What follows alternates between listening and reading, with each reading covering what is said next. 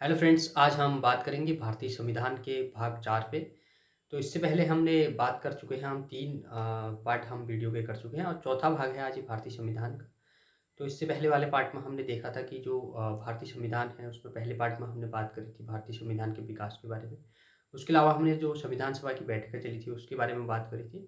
इसके अलावा जो संविधान सभा की जो अंतिम बैठकें हुई थी उस पे भी हम बात कर चुके हैं और आज हमारा जो भारतीय संविधान है उसके जो विदेशी स्रोत हैं, यानी हमारी भारतीय संविधान में जो चीज़ें ली गई हैं, कुछ अन्य देशों के संविधानों से भी कुछ चीज़ें उसमें ली गई हैं।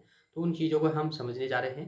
तो ज़्यादा डिस्कस ना करते हुए हम सीधे टॉपिक पे आते हैं अपना। तो आज का जो टॉपिक है हमारा वो है भारतीय संविधान के विदेशी स्रोत। तो जैसा कि ये टॉपिक है, संविधान तो हमारा भारतीय है लेकिन उसके स्रोत क्या है? विदेशी संविधान, जो विदेशों के यानी अन्य देशों के जो संविधान है वो उसके क्या है? स्रोत है, यानी एक रूप से हम कह सकते हैं कि वहाँ से हमने कुछ चीज़ें उसको ली हैं। तो उन सब चीज़ों को हम इस बोर्ड पे हमने लिखी हुई है, तो इनको यहाँ समझेंगे। चलो, जैसा कि आप देख सकते हैं, पहला हमारा जो देश आता है उसका नाम आता है ब्रिटेन। तो ब्रिटेन यानी इसको यूनाइटेड किंगडम के नाम से भी जाना जाता है। तो ये ब्रिटेन के ही हम क्या थे, एक टाइम पे क्या हुआ करते थे, उपनिवेश हुआ करते थे। तो इस ब्रिटेन से हमने जो जो चीज़ें ली है उसको हमने यहाँ पे डिस्क्राइब करा हुआ है। तो एक एक करके इनको समझते हैं। तो सबसे पहले हम जो ब्रिटेन है यहाँ से हमने जो अपने संविधान में एक महत्वपूर्ण सी कोई चीज़ को जोड़ी है वो है संसदीय शासन प्रणाली। अब ये संसदीय शासन प्रणाली होती क्या है? ये संसदीय शासन प्रणाली, जैसे हम भारत में देखते हैं कि एक राष्ट्रपति होता है और दूसरा लोकसभा होता है, इसके अलावा हमारे राज्यसभा होती है। तो राज्यसभा, लोकसभा, इसके अलावा राष्ट्रपति, इन तीनों को मिला के हम क्या बोलते हैं? संसद बोलते हैं उसको। तो संसद क्या है? इस संसद को चलाने के लिए हमें राष्ट्रपति भी चाहिए और राज्यसभा में राज्यसभा के लिए सांसद चाहिए, इसके अलावा लोकसभा के लिए भी हमें मेंबर चाहिए। यानी हम दोनों को, तीन चीज़ों को मिला के हम क्या बनाते हैं? संसद का निर्माण करते हैं। तो उसी को क्या कहते हैं? संसदीय शासन प्रणाली कहते हैं। यानी जैसे इन तीनों चीज़ों का मिला-जुला रूप जो होता है, उसी को हम संसद कहते हैं और इन संसद को चलाने के लिए जो लोग इसमें कार्यरत हैं, उसको एक शासन प्रणाली कहा जाता है। उस तीनों चीज़ों को मिलाकर उसी को हम संसदीय शासन प्रणाली के नाम से जानते हैं। तो ये संसदीय शासन प्रणाली हमने कहाँ से ली है? ब्रिटेन से ली है और ब्रिटेन के एक समय पे हम क्या हुआ करते थे? उपनिवेश हुआ करते थे। साथ में यहाँ से हमने ब्रिटेन से लिया है विधि का शासन। अब विधि का शासन हमने कहाँ से लिया है? ब्रिटेन से लिया है। जैसे विधि मतलब क्या होता है? किसी का विधि बनाना, विधान बनाना, यानी कोई कानून बनाना, तो वो ही क्या है? विधि का शासन, यानी विधि के अनुसार हमारा शासन चलेगा। तो ये भी हमने कहाँ से लिया है? ब्रिटेन के, ये ब्रिटेन से लिया हुआ है। इसके अलावा हमने विधायी प्रक्रिया, यानी जो हमारी विधायी प्रक्रिया है, किस प्रकार से हमारे विधानमंडल काम करेंगे, तो वो प्रक्रिया भी हमने कहाँ से ली है? ये ब्रिटेन से ली है विधायी प्रक्रिया। साथ में हमने यहाँ से एकल नागरिकता, यानी एकल नागरिकता का क्या मतलब है? जैसे हम भारत में रहते हैं तो हमारी नागरिकता क्या है? हम भारतीय हैं। तो जैसे कि आप अमेरिका में रहते हैं तो वहाँ पे 2 प्रकार की नागरिकता चलती है। एक वहाँ पे अमेरिकन के नाम से, जैसे कोई अमेरिका का व्यक्ति है हम उसको अमेरिकन बोलेंगे। दूसरा, अमेरिका में क्या होता है कि जो उनके राज्य हैं, जैसे हमारे भारत में 28 राज्य हैं, तो इसी प्रकार से अमेरिका में भी क्या है? 50 राज्य हैं वहाँ पे। तो 50 राज्यों की अपने-अपने, जो जिस राज्य में रहता है उसको उस राज्य की भी नागरिकता मिलती है और देश की नागरिकता भी मिलती है। तो वहाँ दोहरी नागरिकता देखने को मिलती है। तो उसी प्रकार से हमारी जो ये भारत में चलती है वो क्या चलती है? एकल नागरिकता का प्रावधान है। तो ये एकल नागरिकता भी हमने कहाँ से ली है? ब्रिटेन से हमने इस एकल नागरिकता को लिया हुआ है। साथ में जो हम मंत्रिमंडल प्रणाली देखते हैं, अपने मंत्रिमंडल, जैसे कि हम, एक प्रधानमंत्री होता है, साथ में उसके मंत्री लोग होते हैं, मंत्री परिषद होती है उसकी, जो मंत्रिमंडल प्रणाली है ये भी हमने कहाँ से ली है? ब्रिटेन से ली है। और इसके अलावा संसदीय विशेषाधिकार, यानी अब जो संसद, हमारे राष्ट्रपति, इसके अलावा हमारे लोकसभा, राज्यसभा, इन तीनों को मिला के संसद बन रही है। तो उस जो संसद में हम संसदीय विशेषाधिकार जो लोगों को दे रहे हैं, यानी जो राज्यसभा का अगर कोई सदस्य है तो उसको राज्यसभा में कुछ विशेष अधिकार वहाँ पे मिलते हैं। इसके अलावा लोकसभा का कोई मेंबर है, यानी लोकसभा सदस्य है, तो लोकसभा सदस्य को भी कुछ विशेषाधिकार वहाँ पे देखने को मिलते हैं। तो संसदीय विशेषाधिकार भी हमने कहाँ से लिया है? ब्रिटेन के संविधान से हमने इसको लिया हुआ है। इसके अलावा द्विसदनीय व्यवस्था, या द्विसदनीय व्यवस्था क्या होती है? ये द्विसदनीय व्यवस्था, जैसे हम देख सकते हैं लोकसभा और राज्यसभा। इसके अलावा हम अपने राज्यों में देखते हैं विधान परिषद और विधान सभा। तो 2-2 चीज़ें हम देखते हैं अपने राज्य में, विधानसभा, विधान परिषद देखते हैं। इसके अलावा हम केंद्र में देखते हैं लोकसभा और राज्यसभा। तो 2 जो द्विसदनीय व्यवस्था हम देखते हैं, ये द्विसदनीय व्यवस्था भी हमने कहाँ से ली? ये ब्रिटेन के संविधान से हमने इसको डायरेक्टली लिया हुआ है अपने भारतीय संविधान के अंतर्गत। यहाँ पे एक नोट लिखा हुआ है, इसमें है कि मंत्रिपरिषद सामूहिक रूप से लोकसभा के प्रति उत्तरदायी होती है। अब लोकसभा और राज्यसभा 2 सदन होते हैं हमारे, इसके अलावा इन सदनों के अलावा राष्ट्रपति होता है। तो दोनों सदन, जैसे लोकसभा होता है, तो वहाँ के मेंबर लोकसभा के सदस्य कहलाते हैं, और जो हमारे राज्यसभा होती है वहाँ के सदस्य राज्यसभा के सदस्य कहलाते हैं। तो उसी प्रकार से जो प्रधानमंत्री की मंत्रिपरिषद होती है, यानी जो चुनकर जो लोग आते हैं बहुमत से, जिसको जनता चुन के भेजती है, तो वो सभी लोग यानी जो मंत्रिपरिषद बनती है उन सभी लोगों को चुनकर कुछ 15% जो लोग होते हैं वो मंत्री बनते हैं। तो उस 15% लोग क्या होते हैं, मंत्री लोग जो भी होते हैं, तो वो किसके प्रति, यानी लोकसभा, इसको निचला सदन के नाम से भी जाना जाता है या प्रिय सदन के नाम से भी जाना जाता है। तो इस लोकसभा के प्रति क्या होते हैं मंत्रिपरिषद, जिम्मेदार होते हैं या उत्तरदायी होते हैं, यानी उनको क्या करना पड़ता है इस लोकसभा में अपने द्वारा किए गए कार्यों का जवाब देना पड़ता है, किसमें, लोकसभा में। तो ये हमारा नोट था। अगला देश आता है हमारा संयुक्त राज्य अमेरिका। अब संयुक्त राज्य अमेरिका जो है, ये इसको यूएसए भी बोला जाता है, इसको बोला जाता है यूनाइटेड स्टेट ऑफ अमेरिका। तो यूनाइटेड स्टेट ऑफ अमेरिका यानी ये राज्यों का क्या है, ये भी एक संघ है। तो यूनाइटेड स्टेट संयुक्त राज्य अमेरिका, तो यहाँ से भी हमने कुछ चीज़ों को अपने संविधान में लिया हुआ है। तो जैसे कि सबसे पहले इसमें एक तो जो यूएसए है, इसका कुछ अगर इतिहास को देखें तो ये भी एक टाइम पे कॉलोनी हुआ करता था, यानी ये भी उपनिवेश हुआ करता था। तो इन्होंने अपने उपनिवेश जब ये था तो इन्होंने भी गुलामी के लिए अपनी लड़ाई लड़ी। तो बाद में जब ये आज़ाद होते हैं उसके बाद से एक अपना देश के लिए एक संविधान का निर्माण करते हैं, और साथ में अपने देश को लोकतांत्रिक यानी डेमोक्रेसी वहाँ पे क्या होती है, स्थापित होती है। यानी माना जाता है कि जो हमारा यूएसए है ये क्या है, विश्व का सबसे पुराना लोकतंत्र इसको माना जाता है। तो इसलिए यहाँ पे विश्व का सबसे पुराना लोकतंत्र कौन है, यूएसए है। अगर प्रश्न इस प्रकार से बन जाता है कि विश्व का सबसे पुराना लोकतंत्र कौन सा है, तो वो है हमारा यूएसए, यानी संयुक्त राज्य अमेरिका। तो संयुक्त राज्य अमेरिका के संविधान से भी हमने बहुत सारी चीज़ों को लिया है, जैसे कि इसमें सबसे पहले आता है मूल अधिकार। तो मूल अधिकार हमारे जो है, ये मूल अधिकार हमारे 6 प्रकार के मूल अधिकार है। वैसे 7 प्रकार के थे, लेकिन एक अधिकार को हमने क्या बना दिया, कानूनी अधिकार बना दिया गया है। तो इन अधिकारों के बारे में हम आगे जब हम अनुच्छेद पढ़ेंगे वहाँ पे एक एक करके समझेंगे। लेकिन यहाँ पे ये समझते हैं कि जो ये मूल अधिकार है, ये अनुच्छेद 12 से लेकर 35 तक हमारे संविधान में देखने को मिलते हैं।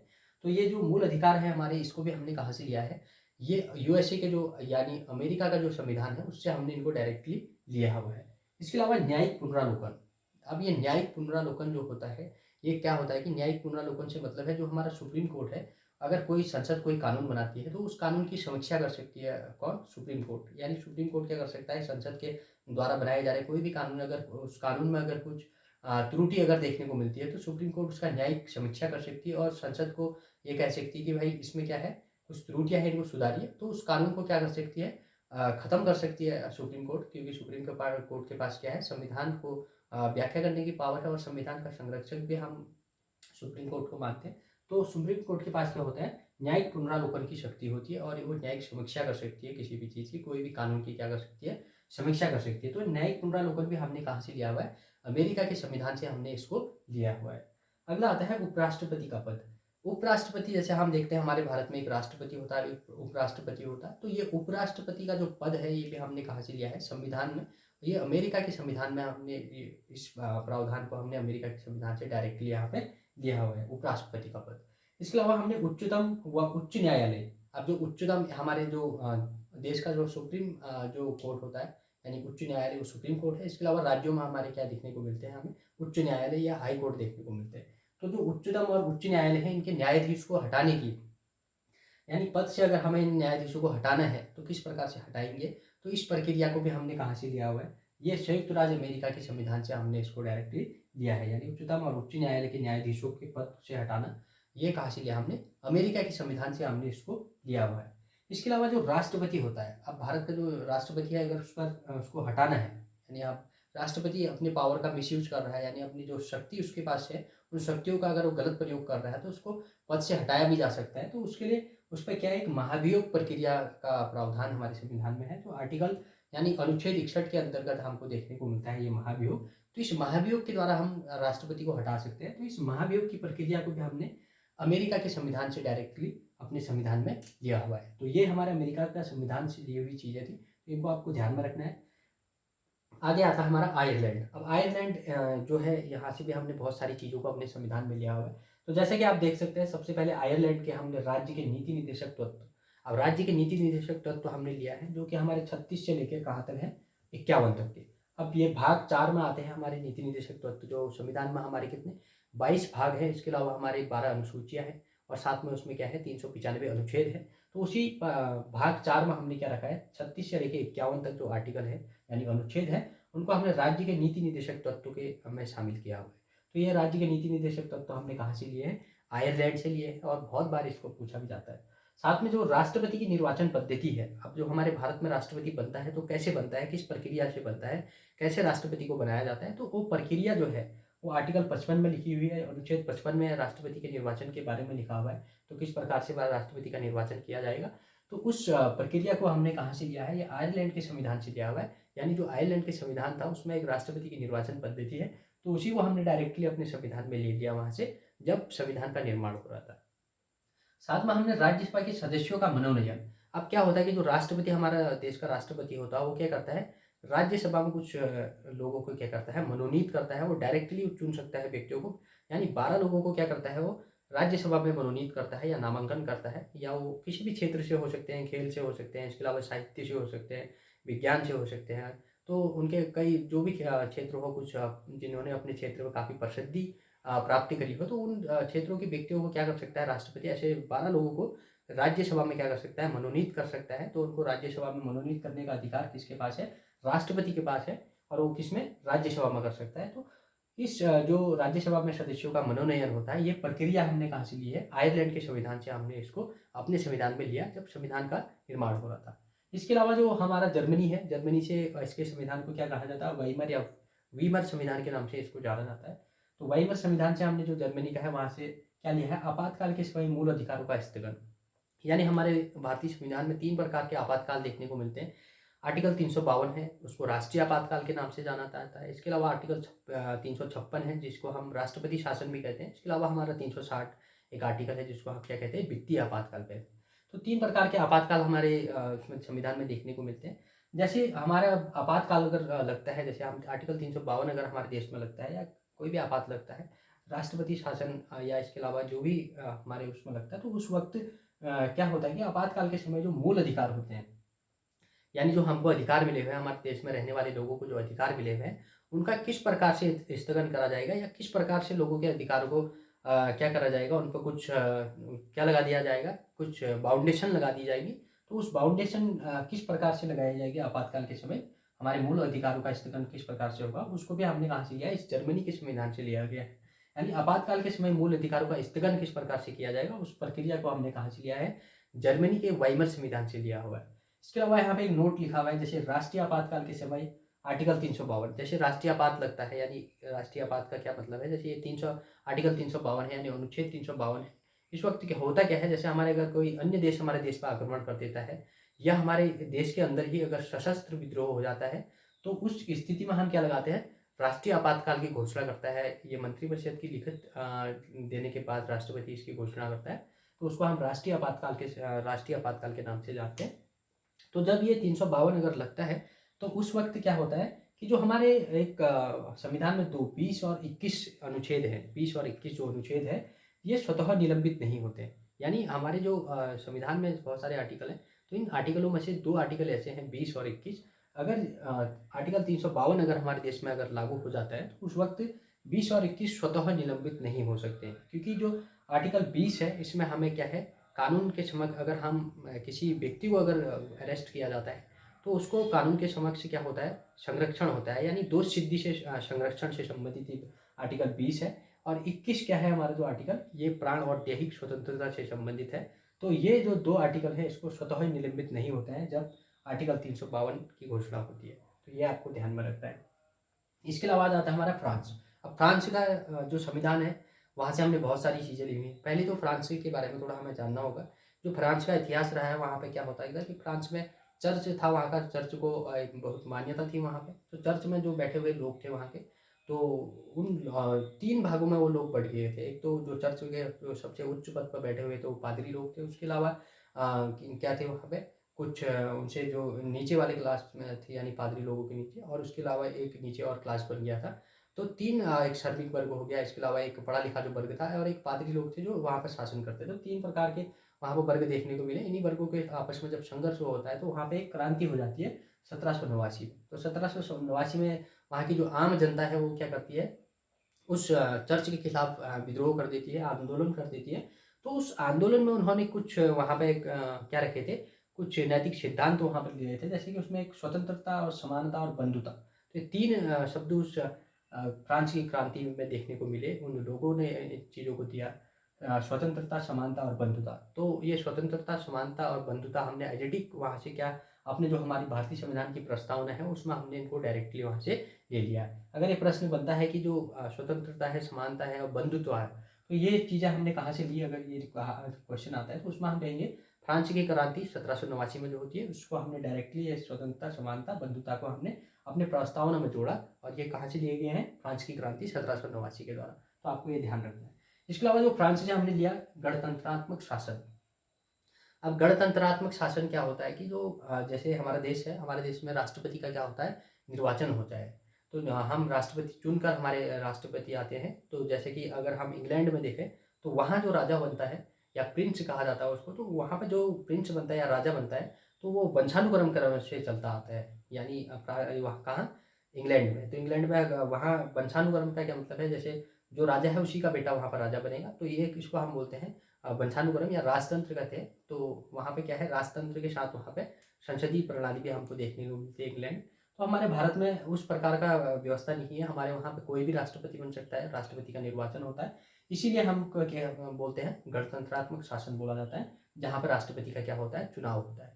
तो ये गणतंत्रात्मक शासन हमने कहाँ से लिया है, फ्रांस के संविधान से इसको हमने डायरेक्टली अपने संविधान में इसको लिया हुआ है।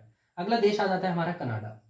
अब कनाडा से हमने देखो बहुत सारी चीज़ें ली हुई हैं। सबसे पहले इसमें आता है अर्धसंघात्मक सरकार। अब अर्धसंघात्मक सरकार का क्या मतलब है, जैसे हमारे देश में संघात्मक और अर्धसंघात्मक दोनों ही हमारे संविधान को कहा जाता है, संघात्मक और अर्धसंघात्मक दोनों ही कहा जाता है। जैसे यहाँ पर अर्धसंघात्मक से क्या मतलब है, जैसे हमारे केंद्र सरकार है, इसके अलावा हमारे राज्य में भी सरकार है। यानी कुछ पावर हमारे केंद्र के पास होती है तो कुछ पावर हमारे राज्य के पास भी होती है। इसके अलावा हमारे केंद्र सरकार के लिए केंद्र सूची देखने को मिलती है और राज्य जो सरकारें हैं उनके लिए राज्य सूची होती है। इसके अलावा हमारे समवर्ती सूची, 3 प्रकार की सूचियाँ हमको देखने को मिलती है।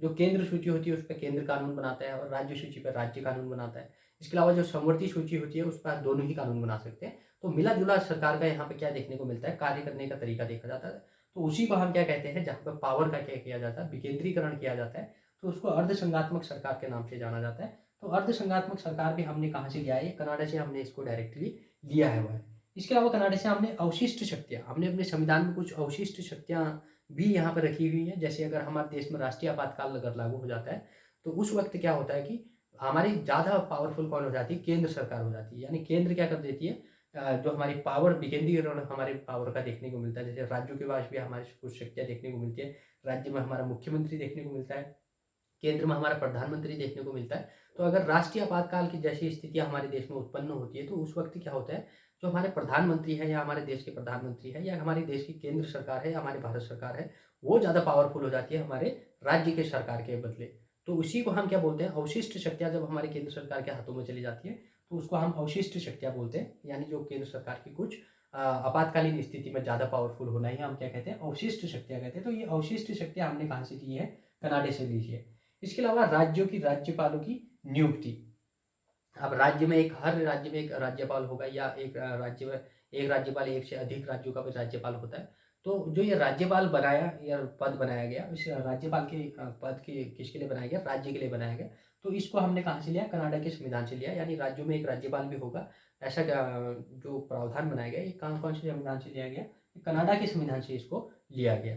यानी ये जो राज्यपाल होता है केंद्र सरकार का क्या एक एजेंट के रूप में माना जाता है। जैसे हमारे देश में राष्ट्रपति एक पद है, यानी राष्ट्रपति होता है, यानी वो हमारे देश का प्रमुख क्या होता है, व्यक्ति होता है। उसी प्रकार से हमारा राज्य का कौन होता है, राज्यपाल होता है। तो सेम बिल्कुल राष्ट्रपति की जैसी स्थिति हमारे राज्य में किसकी देखने को मिलती है, राज्यपालों की देखने को मिलती है। और ये राज्यपाल का पद हमने कहाँ से लिया, कनाडा के संविधान से इसको लिया हुआ है। तो ये आपको ध्यान में रखना है। अगला देश आ जाता है ऑस्ट्रेलिया या ऑस्ट्रेलिया। ये यहाँ पे ऑस्ट्रेलिया, इसको ऐसे भी लिख सकते हैं, ऑस्ट्रेलिया। तो ये ऑस्ट्रेलिया जो है, ऑस्ट्रेलिया के संविधान से भी हमने बहुत सारी चीज़ें अपने भारतीय संविधान में ली है। तो जैसे कि सबसे पहले समवर्ती सूची का प्रावधान। अब समवर्ती सूची हमने पहले बात करी थी, समवर्ती सूची होती क्या है। इसके अलावा हमने 3 प्रकार की सूचियों की बात करी थी। एक तो वहाँ पे केंद्र सूची होती है, इसके अलावा राज्य सूची होती है, इसके अलावा समवर्ती सूची होती है। अब केंद्र वाले पे केंद्र कानून बनाएगा, राज्य वाले पे राज्य कानून बनाएगा। और जो समवर्ती सूची होती है उस पर दोनों कानून बना सकते हैं। जैसे केंद्र सरकार भी उस पर कानून बना सकती है और राज्य सरकार भी उस पर कानून बना सकती है। लेकिन अगर ज़्यादा जैसे केंद्र और राज्य ने एक ही चीज़ पर अगर कानून बना दिया है तो उसमें पावरफुल किसका, केंद्र का कानून माना जाता है। अगर समवर्ती सूची पे कानून बनता है। तो ये समवर्ती सूची का प्रावधान हमने कहाँ से लिया? ऑस्ट्रेलिया के संविधान से यहाँ पे लिया हुआ है। इसके अलावा हमने यहाँ से लिया संयुक्त बैठक। अब हमारे जैसे क्या हो जाता है, कोई बिल पे अगर विवाद हो जाता है, तो उस बिल पर हम क्या हो जाता है, विवाद होता है, तो उसमें क्या होता है, राष्ट्रपति फिर क्या करते हैं, संयुक्त अधिवेशन बुलाते हैं दोनों सदनों का। जैसे राज्यसभा और लोकसभा हमारे 2 सदन हैं, तो इन दोनों सदनों के सदस्यों का क्या बुलाया जाता है, संयुक्त सदन बुलाया जाता है। जैसे लोकसभा की अलग कार्यवाही चलती है, तो लोकसभा में अलग बैठकें होती है, वहाँ का सत्र अलग चलता है, राज्यसभा के सत्र अलग चलते हैं। लेकिन अगर कोई चीज़ पर अगर विवाद हो जाता है, किसी की सहमति नहीं बनती है, तो उस प्रकार से इन दोनों सदनों का, राज्यसभा के सदस्य भी और लोकसभा के सदस्यों को भी इकट्ठा बुलाया जाता है राष्ट्रपति के द्वारा। और इसकी अध्यक्षता कौन करता है? हमारे लोकसभा जो स्पीकर होते हैं या लोकसभा अध्यक्ष होता है, वो उसकी अध्यक्षता करते हैं। तो उस संयुक्त बैठक का प्रावधान जो है, ये हमारे कहाँ से लिया गया है? ऑस्ट्रेलिया के संविधान से लिया गया है। तो इस संयुक्त बैठक का प्रावधान कहाँ से लिया गया है? ऑस्ट्रेलिया के संविधान से लिया गया है। और ये संयुक्त बैठक आगे हम बात करेंगे, इस पे कौन से आर्टिकल में है, किस में है, तो ये सारी चीज़ें हम आगे देखेंगे, क्योंकि अगर हम यहाँ पर डिस्क्राइब करेंगे तो ये बहुत लंबा ये टॉपिक हो जाएगा। दूसरा, हमने ऑस्ट्रेलिया के संविधान से वाणिज्य यानी व्यापार, स्वतंत्र रूप से हम व्यापार कर सकते हैं। इसके अलावा समागम स्वतंत्रता, ये 2 चीज़ें हमने कहाँ से ली है? ऑस्ट्रेलिया के संविधान से लिया है। जैसे वाणिज्य और व्यापार, वाणिज्य अगर हम व्यापार कर रहे हैं, तो हम अपने देश में कहीं भी जाके, कोई भी राज्य में जाके व्यापार कर सकते हैं। इसके अलावा कहीं भी कोई भी राज्य में जाके हम क्या कर सकते हैं, आवागमन कर सकते हैं। वहाँ पे आने का जाने के हमको क्या है, जो स्वतंत्रता हम देखते हैं, तो हमने कहाँ से ली है? ऑस्ट्रेलिया के संविधान से हमने वाणिज्य और समागम की स्वतंत्रता को लिया हुआ है। इसके अलावा हमारा आ जाता है सोवियत संघ। अब सोवियत संघ, इसको 1990 तक सोवियत संघ के नाम से जाना जाता है, या अब वर्तमान इसका जो प्रमुख माना जाता है उसको रूस को माना जाता है, या सोवियत संघ का संविधान कहे या रूस का संविधान कहे। तो वहाँ से हमने बहुत सारी चीज़ें ली हुई है। सबसे पहले इसमें मूल कर्तव्य, तो मूल कर्तव्य जो भाग 4A, अब हमारे संविधान में जैसे 22 भाग है, तो इसी चौथे भाग का A इसमें जोड़ा गया, तो भाग 4A जोड़ा गया, आर्टिकल 51A जोड़ा गया। इस भाग 4A में आर्टिकल अनुच्छेद जोड़ा गया है 51A, और 42वां संविधान संशोधन करा गया 1976 में। तो इनके द्वारा इन मूल कर्तव्यों को जोड़ा गया, और ये मूल कर्तव्य हमने कहाँ से लिए? सोवियत संघ या रूस के संविधान से इसको लिया। और इन मूल कर्तव्यों को जब जोड़ा गया, तो इसके कहा किसने कि इससे हमारे संविधान में मूल कर्तव्य भी होने चाहिए। जैसे हमको अगर किसी नागरिक को अगर तुम कोई अधिकार दे रहे हो, तो उस नागरिक के कुछ कर्तव्य भी होनी चाहिए अपने देश के प्रति। तो इसकी बात करने वाले कौन थे? एक सरदार स्वर्ण सिंह समिति थी। तो इस सरदार स्वर्ण सिंह समिति के द्वारा सिफारिश की गई कि हमारे संविधान में कर्तव्यों को भी जोड़िए। तो अगर क्वेश्चन ये बनता है कि किस समिति की सिफारिश पर इस मूल कर्तव्यों को जोड़ा गया, तो आप कहेंगे सरदार स्वर्ण सिंह समिति की सिफारिश पर इन मूल कर्तव्यों को जोड़ा गया। और कहाँ जोड़ा गया? भाग 4A में जोड़ा गया संविधान के, और आर्टिकल यानी अनुच्छेद 51A जोड़ा गया उसमें, और उसमें 42वां संविधान संशोधन कराया गया 1976 में। तो ये बात आपको ध्यान रखनी है। इसके अलावा अगला हमारा आ जाता है जापान। अब जापान की संविधान से हमने बहुत सारी चीज़ें ली है वहाँ से भी। तो जैसे कि पहला हमने देखें तो विधि द्वारा स्थापित प्रक्रिया, यानी विधि के द्वारा, अगर कोई विधान के द्वारा हम कोई प्रक्रिया, अगर हम कोई कार्य करना है, हमें कोई क्रिया करनी है, तो उसके लिए हमने एक विधि बना रखी है, स्पेशल अपने संविधान में लिखा हुआ है। तो ये जो कोई भी कार्य करने के लिए कोई विधि बनाई गई है, उस प्रक्रिया को विधि द्वारा स्थापित प्रक्रिया के द्वारा कराया जाएगा। उस कार्य को हमने कहाँ से लिया? जापान के संविधान से लिया, इस विधि द्वारा स्थापित प्रक्रिया को। इसके अलावा हमने विधि निर्माण में सही प्रक्रिया का पालन, अगर कोई संसद कोई कानून बना रही है, तो उस कानून को बनाने में उनके द्वारा सही क्या प्रक्रिया का पालन करा जाए, ताकि उस कानून को बनाने से किसी का कोई नुकसान ना हो, किसी को कोई हानि ना हो। तो इसी चीज़ को ध्यान में रखकर ये प्रक्रिया कहाँ से ली हमने? विधि निर्माण में सही प्रक्रिया का पालन करें लोग, या जो हमारे सांसद हैं वो सही चीज़ों को सोचकर कोई कानून बनाए। तो ये प्रक्रिया हमने कहाँ से ली? विधि निर्माण में सही प्रक्रिया का पालन, ये जापान के संविधान से हमने इसको लिया हुआ है। नोट लिखा हुआ है यहाँ पे, विधि के समक्ष समता और इसके अलावा विधि का शासन। अब विधि के समक्ष समता और विधि का शासन, ये 2 चीज़ें हमने ब्रिटेन से ली हुई हैं, यूनाइटेड किंगडम से। तो हमने यहाँ पे इसको लिखने का ये मकसद नहीं है, क्योंकि जो इसलिए लिखा है यहाँ पर विधि द्वारा स्थापित प्रक्रिया है, और यह है विधि के समक्ष समता, तो दोनों चीज़ें एक जैसी लग रही है। इसके अलावा विधि निर्माण में सही प्रक्रिया का पालन, और यहाँ विधि का शासन, तो ये दोनों चीज़ें सेम लग रही है, तो इसलिए इनको साथ में लिखा हुआ है, विधि द्वारा स्थापित प्रक्रिया और विधि के समक्ष समता। विधि, अगर क्वेश्चन ये आएगा विधि द्वारा स्थापित प्रक्रिया कहाँ से ली गई है, तो आप जापान कहेंगे। अब विधि के समक्ष समता कहाँ से लिया है कहेंगे, तो आप यूनाइटेड किंगडम से कहेंगे। इसके अलावा प्रश्न आता है विधि निर्माण में सही प्रक्रिया का पालन कहाँ से लिया गया, तो आप कहेंगे जापान के संविधान से लिया।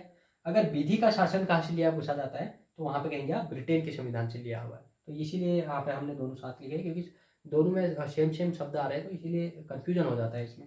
अगला आता है अफ्रीका। तो एक देश है अफ्रीका। अफ्रीका के देश से हमने क्या लिया है? संविधान में संशोधन की प्रक्रिया, यानी जो हमारा भारतीय संविधान है उसमें संसद क्या कर सकती है, बदलाव कर सकती है, लेकिन उसकी जो मूलभूत भावना है यानी मूल उसके जो आधार बिंदु है उस पे बिना छेड़छाड़ के क्या कर सकती है प्रक्रिया, उसमें कानून बनाया जा सकता है यानी उसमें संशोधन किया जा सकता है। और संविधान संशोधन की प्रक्रिया हमने कहाँ से ली है? अफ्रीका के संविधान से ली है। और जो संविधान संशोधन प्रक्रिया है ये अनुच्छेद 368 है, यानी आर्टिकल 368 के द्वारा हम क्या कर सकते हैं, संविधान में संशोधन कर सकते हैं। और ये संशोधन करने की जो प्रक्रिया है ये कहाँ से ली हमने? अफ्रीका के संविधान से इसको लिया हुआ है। तो ये हमारे जो संविधान के स्रोत थे और जो देशों के संविधानों से हमने अपने संविधान में इन चीज़ों को लिया। इसी कारण से हमारे जो भारतीय संविधान है उसको एक उधार का थैला भी कहा जाता है। और हमारा जो भारतीय संविधान है ये विश्व का सबसे बड़ा लिखित संविधान के रूप में है। तो आपको ये चीज़ें भी ध्यान में रखनी है। साथ में आज हम इस टॉपिक से संबंधित कुछ प्रश्न भी आपसे पूछ लेंगे। तो जैसे कि आज का पहला प्रश्न है, विधि द्वारा स्थापित शासन कहाँ से लिया गया? और नंबर 2 प्रश्न है, आर्टिकल 20 में क्या लिखा हुआ है और आर्टिकल 21 में क्या लिखा है? इसके अलावा आपको बताना है जो संविधान संशोधन की प्रक्रिया है ये कौन से देश से ली गई है? तो आप इसका जवाब दें कमेंट बॉक्स में, या इसके अलावा भी अगर आपका इस टॉपिक से संबंधित कोई प्रश्न है तो उसको भी आप पूछ सकते हैं। आज के लिए इतना ही, धन्यवाद।